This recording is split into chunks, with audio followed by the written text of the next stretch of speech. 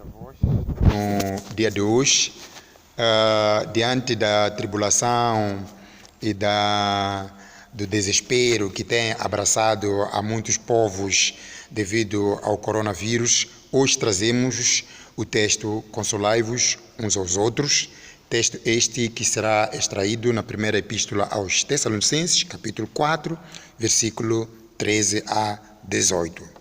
É importante referir que o mundo está marcado por desespero. As pessoas perderam a esperança, tanto nos políticos, tanto na economia, tanto nas instituições públicas. E as pessoas estão desesperançadas com a vida e as pessoas foram acometidas com o medo da morte.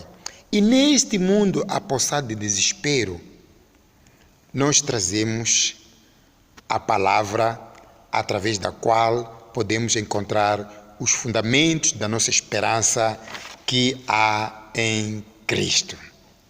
Ora, Paulo escreve esta carta aos Tessalonicenses na sua segunda viagem. Não entrarei para os contornos do autor, porém entrarei imediatamente para aquilo que é o tema que nos é influenciado. Mas antes, porém, importa referir que na cidade de Tessalônica, onde Paulo, a cidade para a qual Paulo escreve esta epístola, era uma cidade dominada pela influência da filosofia.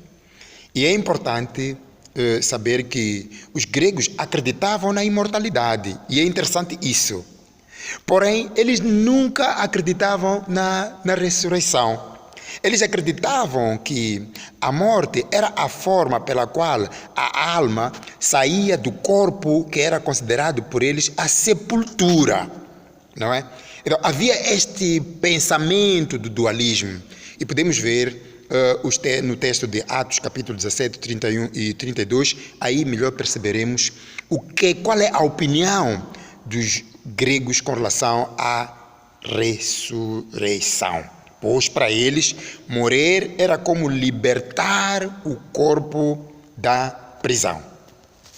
Ao irmão que me ouve, que me vê neste momento, se você não acredita na vida futura, não acredita na vida eterna, se para ti a sepultura é a sua última morada, e se acha que a morte tem última palavra, de fato, em ti não há esperança, em ti não há consolo.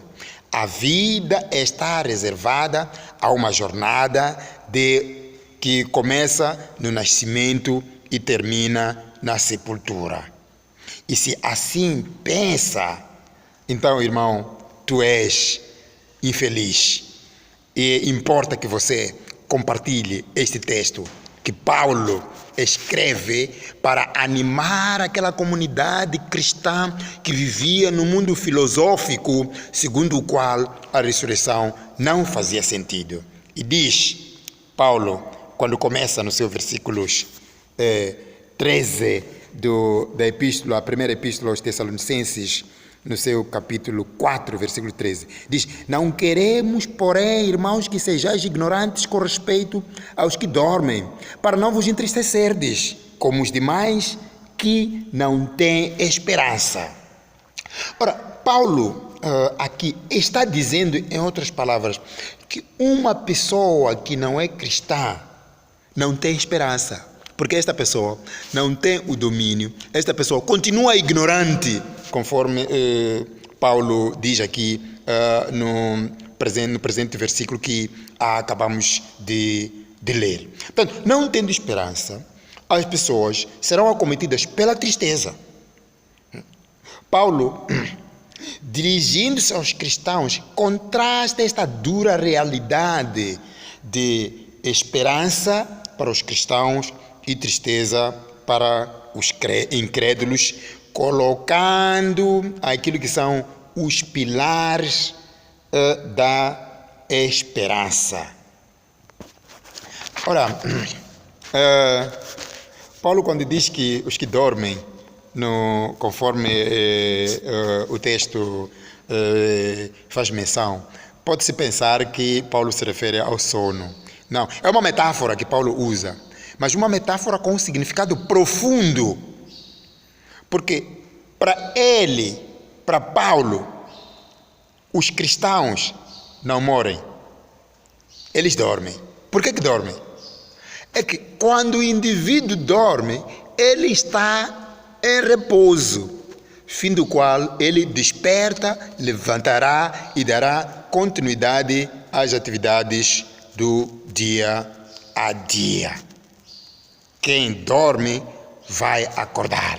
Portanto, a morte para Paulo ou para os cristãos não é o ponto final da vida. O túmulo não é o último endereço. Os que morem em Cristo não morrem, dormem. Quando Jesus voltar, eles irão ouvir a voz do Mestre Jesus e irão sair da sepultura, uns, é claro, para a vida e outros para o juízo. O versículo 14, do qual, o versículo 15 que eu passarei a ler, diz: ora, ainda vos declaramos por palavra do Senhor isto: nós, os vivos que ficarmos até a vinda do Senhor, de modo algum precederemos os que dormem.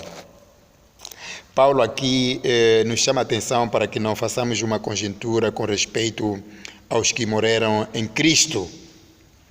Paulo pretende aqui nos dizer que nós temos da parte de Deus uma revelação divina, diferente daqueles que não são cristãos, porque eles não são revelados estas matérias vitais para a vida de um cristão. Se temos uma revelação, então devemos nos animar, devemos ter a esperança, devemos ter consolo. Ora, eu falo de esperança e de consolo porque muitas vezes quando nós perdemos os nossos entes queridos, pranteamos de tal maneira que não parece que temos a esperança de um dia podermos voltar a nos encontrar com esses nossos entes queridos que os acompanhamos para a sepultura. Pranteamos de tal maneira que as palavras bíblicas não nos trazem consolo em função daquilo que é a revelação divina sobre aqueles que dormem. Portanto, hoje quero chamar a ti, irmão, que quando perderes o seu ente querido, lembre-se que nós os cristãos temos a revelação a qual Paulo escreveu para animar aquela comunidade de Tessalônica. Adiante quer dizer que, por causa da revelação que nós temos, por causa do nosso dever de nos animar, por causa do nosso dever de reerguermos-nos sob o ponto de vista de esperança e consolo, é importante dizer que a morte já não tem mais poder, porque o aguilhão da morte já foi tirado no nosso meio, no domingo de Páscoa que acabamos de celebrar agora.